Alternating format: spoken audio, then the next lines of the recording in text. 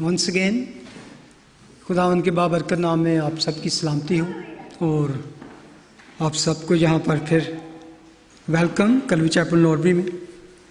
तो खुदावंद का शुक्र अदा करते हैं कि आज हम फिर उसकी बारगाह में उसकी बादशाही की बातें सुनने के लिए हाजिर हैं।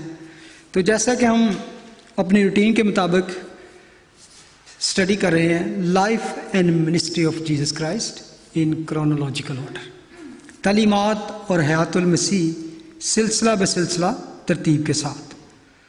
तो आज हम कलाम मुकद्दस में से अपने जर्नी को जारी रखते हुए देखेंगे मैथ्यू चैप्टर 13।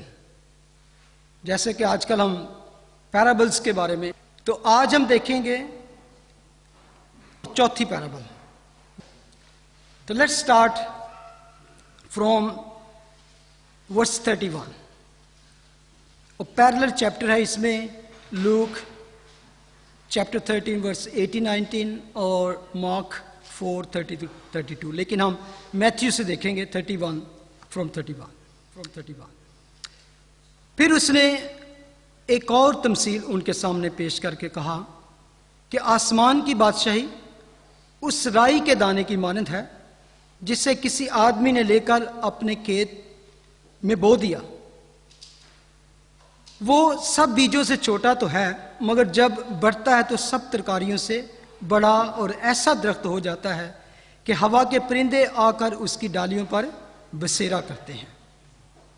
और उसने एक और तमसील उनको सुनाई कि आसमान की बादशाही उस खमीर की मानंद है जिसे किसी औरत ने लेकर 3 पैमाना आटे में मिला दिया और वो होते होते सब खमीर हो गया। खुदावंद के कलाम के पढ़े और सुने जाने पर उसकी बरकत हो, आमीन। अभी हमने यहां पर 2 तमसीलों को पढ़ा है। मैं इस पैराबल, ये दोनों जो पैराबल्स हैं राई के दाने और स्पेशली खमीर के बारे में, it was most difficult parable for me to study and to make a point. खमीर की तमसील एक्सोडस चैप्टर 12 में, जहां से खमीर का पहला हम जिक्र सुनते हैं, जब खुरूज में खुदावन ने इस्राएल कौम को वहां से निकाला, तो उस वक्त खुदावन ने कहा था कि क्या कि 7 दिनों तक तुम में कोई खमीरी रोटी ना खाए। इसको देख लेते हैं हम। वर्स 15 में लिखा है 7 दिन तक तुम बेखमीरी रोटी खाना, पहले ही दिन से खमीर अपने अपने घर से बाहर कर देना, इसलिए कि जो कोई पहले दिन से 7वें दिन तक खमीरी रोटी खाए वो शख्स इस्राएल से काट डाला जाए। जब मैं बता रहा था कि आमतौर पर उसको नेगेटिव यूज किया गया, लेकिन यहां पर जब मैंने पढ़ा कि आसमान की बादशाही उसे खमीर की मानंद है, is the kingdom of God is negative और बैड? जब खुदावंद यीशु मसीह इसकी एग्जाम्पल लेवन के साथ उस खमीर के साथ दे रहा, तो यहां पर मेरा दिमाग जो थोड़ा कि नो, यहां पर आसमान की बादशाही को बैड नहीं, अगर इसको टोटली नेगेटिव ही लिया जाए तो there is one problem. Leviticus chapter 23 में एक जगह खुदावंद ने हुक्म दिया, ईद पेंतिकोस्त जो मनाई जाती थी उस पर, वर्स 15, और तुम सब्बत के दूसरे दिन से जिस दिन हलाने की कुर्बानी के लिए पोला लाओगे गिनना शुरू करना, जब तक 7 सब्बत पूरे ना हो जाएं, और 7वें सब्बत के दूसरे दिन तक, जो 50वां दिन बनता है जिसको पेंतिकोस्त कहते हैं, तक दिन गिन लेना। तब तुम खुदावंद के लिए नजर की नई कुर्बानी गुजराना। तुम अपने घरों में से ईफा के 2/3 हिस्सा के वजन के मैदा के 2 गिरदे हलाने की कुर्बानी के लिए लेके आना, और आगे वो खमीर के साथ पकाए जाएं ताकि खुदावंद के लिए पहले फल ठहरे। खमीर के साथ पकाए जाएं और खुदावंद के हुजूर लाकर उससे दिए जाएं, उससे ऑफर किए जाएं। तो यहां पर क्या, अगर हम खमीर को सिन ले लें या नेगेटिव ले, तो you are offering sinful thing to God? No. खुदावन क्यों उनको कह रहे थे? खमीरी रोटी के लिए जो यहां पर एग्जाम्पल की गई है, खमीरी रोटी या खमीर जो है वो पास्ट लाइफ को शो करता है। किस तरह? जब आप एक नया आटा गूंथते हैं, जब तो उसको खमीरा करने के लिए पुराने में से थोड़ा सा लेके तो उसमें मिक्स करना पड़ता है, ओके, तो उसको रखना पड़ता है, तो आहिस्ता आहिस्ता वो फूलता जाता है, तो तब वो क्या है? खमीरा हो जाता है। मिस्र में इस्राएलियों को कहा कि तुम खमीरी रोटी ना खाना 7 दिन तक, क्योंकि उसके 7वें दिन उनको खुदावन ने बाहर निकालना था, तो उनके लिए टाइम नहीं था, तो उनको जल्दी रश करना था, इसलिए भी। लेकिन एक उसकी जरूरी बात यह थी कि खुदावन यहां पर उनको कहते हैं कि पास्ट लाइफ जो मिस्र में बॉन्डेज की, गुनाह की और आपकी ये सारी लाइफ थी, उसको आपने वहीं छोड़ना है। You don't need to bring that life with you, because Corinthians में आके वो कहता है, 1 Corinthians chapter 5, तुम्हारा फख्र करना, वर्स 6, तुम्हारा फख्र करना खूब नहीं, क्या तुम नहीं जानते कि थोड़ा सा खमीर सारे गुंदे हुए आटे को खमीर कर देता है? पुराना खमीर निकाल कर अपने आप को पाक कर लो ताकि ताजा गुंदा हुआ आटा बन जाओ। पास्ट लाइफ का कोई भी हिस्सा जो आपकी नई जिंदगी को रोटन कर दे, गुनाह से कर दे, वो आपको साथ नहीं। You have to leave past life behind. आगे वो कहता है करंथियंस में, चुनाचे तुम बेखमीर हो क्योंकि हमारा भी फसा, यानी मसीह कुर्बान हुआ। जहां पे मसीह को उसने कहा the Lord Jesus is our pass over, वहां पे बर्रा पास ओवर था, यहां पे जीसस पास ओवर। तो हमें जब मसीह यीशु को कबूल करते हैं, जब मसीह यीशु को अपने सरेंडर कर दे, then part of the past life should not come with you, वो वहीं आपने छोड़नी है ताकि आप मसीह के फसा को कबूल करो और then new loaf of bread बन जाओ। You are no new nation, you are entering in new era. क्योंकि इवन विल्डरनेस में बहुत से लोग मर गए, इवन जो 20 ईयर्स से बड़े बड़े थे वो सारे ही मर गए। उनमें से सिर्फ 2 शख्स प्रॉमिस लैंड में दाखिल हुए, यशवा और केलब। वजह क्या थी? कि खुदा नहीं चाहता था कि मैं उनको एक ग्लोरियस, एक ऐसी किंगडम देना चाहता हूं जिसमें किसी का जहन भी गुलामाना जहन हो। आप देखें सब कुछ वहां से शुरू होता है, एवरीथिंग न्यू। खुदा ने उनको लॉ वहां पे दिया, किंगडम की बात बताई और उसको सारे सिस्टम दिया, हर चीज जो पास्ट की थी। आपको याद होगा वो बार बार पीछे की तरफ भागते, वहां हम ये खाते थे, वहां ये करते थे, वो करते थे, जिसके जहन में भी वो खरबूजे और तरकारियां और हांडियां और गोश्त ना हो। हालांकि वहां वो इतनी मुसीबतों में थे, इतनी मुशक्कत उनसे ली जाती थी, इतना वो उसको बॉन्डेज का घर, गुनाह का घर कहा गया मिस्र को। लेकिन they always wanted to go to back. Sin एक ऐसी चीज है गुनाह की जिंदगी के, वो जल्दी छोड़ती नहीं, कि इंसान बार बार अट्रैक्शन बहुत है उसमें। अगर अट्रैक्शन ना हो सिन में तो कोई ना उधर जाए। बाग एदन में जब खुदा ने वो बाग में एक दरख्त लगाया तो वो रोटन गंदा सा अगली सा दरख्त नहीं था, लेकिन वो देखने में खुशनुमा कि हर बंदा ही खिंचया चला जाए। तो आज भी दुनिया में बहुत सी चीजें ऐसी हैं जो देखने में ग्लोरियस, ग्लैमर, इतनी खूब लगती हैं कि आप खाम का ही बंदा कहता यार। एनीवे, खुदा का कलाम हमें ये सिखाना चाहता है कि करंथियंस में कि चुनाचे तुम बेखमीर हो क्योंकि हमारा भी फसा, यानी मसीह कुर्बान हुआ। बस आओ हम ईद करें। किस तरह? ना पुराने खमीर से और ना बदी और शरारत के खमीर से, बल्कि साफ दिली और सच्चाई की बेखमीरी रोटी से। दैट इज, अभी आपको देख लो, सच्चाई की बेखमीरी रोटी, यानी कि उसने इसको खमीर की रोटी को सच्चाई की खमीर भी बता दिया है, ठीक है। और साफ दिली बल्कि सच्चाई की बेखमीरी रोटी, यहां पे उसने बेखमीरी रोटी को सच्चाई के साथ भी बदल दिया है। इसका असल में इन्फ्लुएंस क्या है? खमीर को यूज किया गया कि जैसे खमीर थोड़ा सा होता है तो बड़े से आटे को भी वो किस तरह खमीरा कर दे, दैट इज एक्चुअली खुदावन हमें सिखाना चाहते हैं यहाँ पर कि खमीर का इन्फ्लुएंस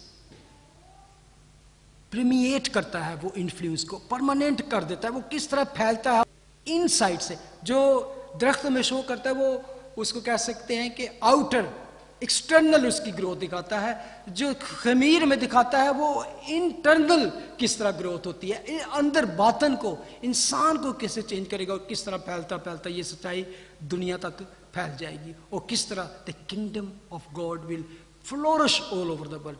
खुदावंद असल में सिखाना चाह रहे थे कि whatever you are experience observing the kingdom में कैसे कैसे लोग हुए, लेकिन एट द एंड द बादशाही सारी दुनिया में फैल जाएगी, the gospel will preach to every single one.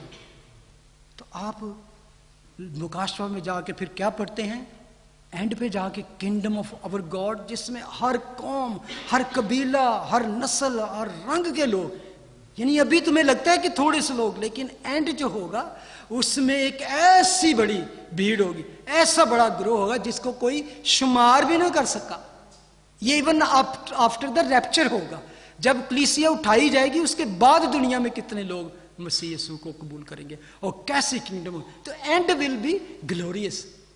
ये असल में खुदावंद शागिर्दों की इनकरेजमेंट के लिए, उनकी तसल्ली के लिए कि डोंट डिस्करेज, उनके लिए तसल्ली देना जरूरी था कि what is the plan of the kingdom, आगे प्लान क्या है, कि तुम ये ना सोचो। इसीलिए शागिर्दों ने समझ लिया, यही वजह थी कि जब खुदावन के जाने के बाद वो 12 शागिर्द में 12वां मैं पॉल को काउंट करता हूँ, दुनिया को हिला के रख दिया, अपसाइड डाउन, बल्कि डाउन साइड अप कर दी। खुदावन ने अपने कलाम को महफूज रखा और उसकी बातें, इसकी जितनी पेशन गोइयाँ थी जो खुदावन ने अपने नबियों के ज़रिए से की थी वो सारी पूरी होंगी। मैं बल्कि एक कस्टम के बारे में स्टडी करता कि आज भी यहूदियों में एक कस्टम है कि जब किसी भी लड़की की शादी होती है तो वो जो बेटी को बहुत सी चीज़ें दी जाती हैं, उसके साथ उसकी माँ जो होती है उसको खमीर का एक लेवन का टुकड़ा भी देती है। तो वो कहती है कि जब तू अपने घर में जाएगी तो वहाँ पर सबसे पहले जो तू ब्रेड बनाएगी, बेकिंग द ब्रेड, तो ये तू उसमें यूज़ करना। What is that? जो तुम्हारी फैमिली की अच्छी और माँ बाप की अच्छी तालीम थी, अच्छी बातें थी, यू टेक विद यू, डॉट टेक विद यू, और वहाँ पर तू अपनी इस सारी गुडनेस को, सच्चाई को फैमिली के वहाँ पर शुरू करना ताकि तू वहाँ पे प्रॉस्पर हो। तो आज भी वो उनके कस्टम में ये चीज़ें यूज़ की जाती हैं। लूक 13:20 में खुदावंद कहते, उसने फिर उनसे कहा कि मैं खुदा की बादशाही को किससे तशबीह दूं, और उसने एक और तमसील उनको सुनाई कि आसमान की बादशाही उस खमीर की मानद है जिसे किसी औरत ने लेकर 3 पैमाना आटे में मिला दिया और वो होते होते सब खमीर हो गया। इन्फ्लुएंस इन द किंगडम, पहले भी हमने देखा था कि किंगडम में इन्फ्लुएंस जो है एक छोटा सा बीज बढ़कर, क्योंकि खुदा की बादशाही छोटे से कस्बा से, एक मामूली से जोड़े से शुरू हुई।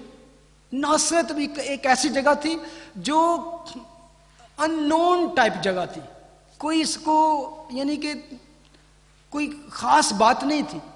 इवन जब शागिर्दों में से याद है आपको नेतनियल था जिसके पास फिलिप गया, तो उसने कहा कि आओ एक मसाया मिल गया, तो उसने कहा कि क्या नासरत से कोई अच्छी चीज निकल सकती है? तो यानी कि देवर ऐसा एक कह सकते हैं बैकवर्ड टाइप एरिया था। मुझे याद आता है कि जिस इलाके से मैं हूं, लाहौर मोची दरवाजा अंदरों, तो कोई अगर कहते ना उत्थे कहते कि मोची दरवाजे कोई पास्टर निकल सकता है, उत्थे भी कोई पास्टर बन सकता है, भाटी दरवाजे कोई, यानी कि इतना बैकवर्ड एरिया था कि सारे शराबी तो जुआरी तो इस तरह के लोग थे वहाँ पे। तो मैं उस इलाके से हूँ, खुदा का शुक्र है एक भाई आपके सामने, मेरी ब्रॉटअप वहीं पे हुई है। तो नासरत गलील का एक इस तरह का ही बैकवर्ड टाइप एरिया था, लेकिन वहां से ये एक मस्टर्ड सीड के मानंद एक बेबी जो उसे चरनी में पैदा हुआ, उससे कह सकते हैं कि रोटन और एनिमल्स की स्मेल जहां पर थी, जिनको जगह भी ना मिली, फिर वो गलील के मछेरे और मसूल लेने वाले जो सोसाइटी के वो लोग थे जिनके साथ कोई खाना, जिनके साथ कोई बैठना पसंद नहीं करता था, small group spread all over the world, all over the world. That was that tree. The other nation came under this tree. तो यहां पर अब खमीर की मिसाल दी जाती है कि इन्फ्लुएंस इन द किंगडम, यानी कि ग्लोबल इन्फ्लुएंस ऑफ क्रिश्चियनिटी आप कह सकते। जिस अभी मैं जब होली कम्युनियन के लिए मेरे सामने जब ब्रेड आई तो मैं सोच रहा था कि इवन दिस ब्रेड जो हम खा रहे हैं इस खमीरी रोटी है, पता आपको, जो हम होली कम्युनियन का इस्तेमाल करते हैं। Even most of bread we use is leavened bread, unleavened नहीं। आपको पता है क्या फर्क है? इस जो खमीरी रोटी है is more superior than the unleavened bread. Unleavened bread क्या होती है? खस्ता सी, ड्राई सी और हार्ड स्टफ्ड, लेकिन खमीरी रोटी होती है सॉफ्ट, स्पंजी, टेस्टी, मजेदार होती है। आज ज्यादा वही हम यूज करते हैं। तो दैट इज जो मैं पॉइंट्स समझाना चाह रहा था, इट्स केम माय माइंड के इट्स वैल्यूएबल। खमीर को खुदा करे, और इस तमसील का जो खमीर है, it's a word of God, the gospel who spread all over the world. तो खुदावंद आपको यूज करे, जो खमीर आप में खुदा ने बनाया वो आप इस तरह ही अपने एरिया में फैलते रहें, खुदा की और यीशु की खुशखबरी फैलती जाए। एंड पे खुदावंद का कलाम कहता है कि हर घुटना मसीह के आगे झुकेगा, खास मानिया को हो, खास ज़मीनी को, खास ज़मीन के नीचे रहने वालों का। तो हर एक ज़ुबान इकरार करेगी कि यीशु ही खुदावंद है। That is the end of the glorious kingdom. So beloved अजीज़ो, अगर आज दुनिया में आपको कहीं पे इस तरह की चीज़ नजर आती है कि परसिक्यूशन है, डिस्करेजमेंट है और प्रॉब्लम्स हैं, don't worry, God have a big plan, our Lord have big plan and and is glorious. हम खड़े हो जाएं, हम खुदावंद का शुक्र अदा करेंगे उसकी सारी बरकतों के लिए, उसकी सारी उस अच्छे खमीर के लिए, उस बीज के लिए जो खुदावंद ने हमारी ज़िंदगियों में बो रखा है। हम खुदावंद का शुक्र अदा करते हैं आज की सारी उसकी मेहरबानी के लिए। उसने हमें दिया, और कलाम के वसीले से, प्रस्तश के वसीले से, दुआ के वसीले से उसने हमारी रहनुमाई की। तो जैसा खुदावंद ने हमें सिखाया है, हमारे बाप तू जो आसमान पर है, तेरा नाम पाक माना जाए, तेरी बादशाहत है, तेरी मुझे जैसे आसमान पर पूरी होती है ज़मीन पर भी। हमारे रोज़ की रोटी आज बख्श दे, और जिस तरह अपने कसूर को माफ़ करते हैं, तू हमारे कसूर माफ़ कर। हमें आज़माइश में न पड़ने दे, बल्कि बुराई से बचा, क्योंकि बादशाहत, कुदरत और जलाल हमेशा तेरे हैं। आमीन। अब हमारे खुदा यीशु मसीह का फजल, खुदा बाप की मोहब्बत, पाक रूह की रफ़ाकत और शराकत अब से लेकर हमेशा तक हाज़िर जमात के साथ और दुनिया के कुल ईमानदारों के साथ हमेशा से हमेशा तक होती रहे। खुदा बाप, खुदा बेटे और खुदा रूल कुदस के नाम में आमीन। God bless you. Thank you for coming. Go in peace and serve the Lord. आमीन।